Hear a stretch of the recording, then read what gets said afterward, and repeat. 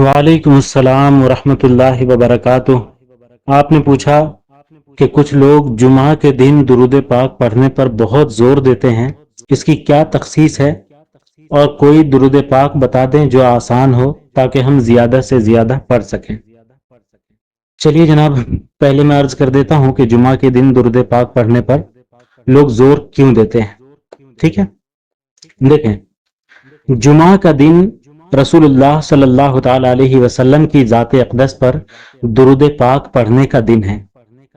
حدیث پاک میں ہے، رسول اللہ صلی اللہ تعالی علیہ وسلم نے ارشاد فرمایا کہ مجھ پر جمعہ والے دن کثرت کے ساتھ درود پاک پڑھا کرو، تمہارا درود مجھ تک پہنچایا جاتا ہے۔ سنن ابی داؤد 1532۔ صحابہ کرام نے عرض کیا، یا رسول اللہ صلی اللہ تعالی علیہ وسلم، کیا وفات کے بعد بھی؟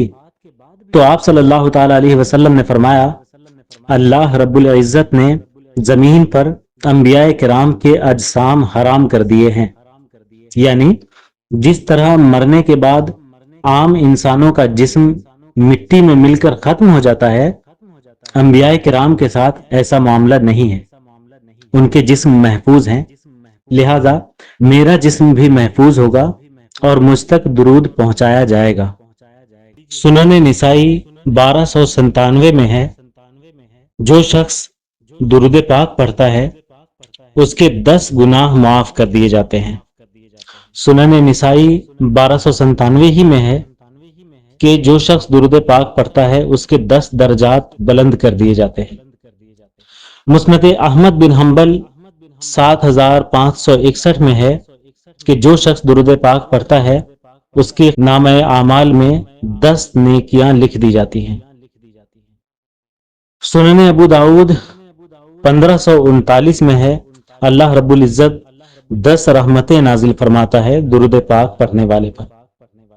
سنن ترمذی 484 پر ہے، رسول اللہ صلی اللہ تعالی علیہ وسلم نے ارشاد فرمایا، قیامت والے دن وہ شخص میرے سب سے زیادہ قریب ہوگا جو جتنا زیادہ مجھ پر درود پاک پڑھے گا۔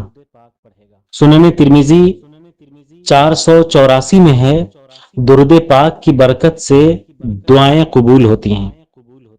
احادیث میں آتا ہے کہ دعا زمین و آسمان کے درمیان لٹکی رہتی ہے جب تک کہ درود پاک نہ پڑھا جائے۔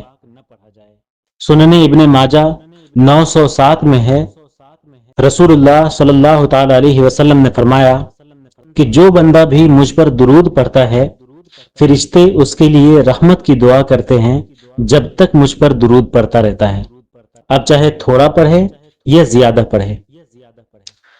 مسند احمد بن حنبل 21242 پر ہے، اللہ رب العزت درود پاک جو شخص پڑھتا ہے اس کے لیے دنیا اور آخرت کے تمام غموں کے لیے کافی ہو جاتا ہے۔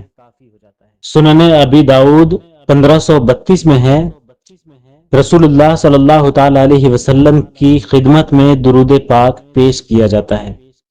اس سے بڑی خوش قسمتی کیا ہو سکتی ہے کہ ہم گنہگاروں کا نام لیا جائے کہ یا رسول اللہ صلی اللہ تعالی علیہ وسلم، فلاں امتی نے آپ کی خدمت میں درود پاک پیش کیا۔ سنن ابن ماجہ 908 میں ہے، رسول اللہ صلی اللہ تعالی علیہ وسلم نے ارشاد فرمایا، جو مجھ پر درود پڑھنا بھول گیا وہ جنت کے راستے سے بھٹک گیا، یعنی درود پڑھنا جنت کے راستے پر صحیح چلنے کا ذریعہ ہے۔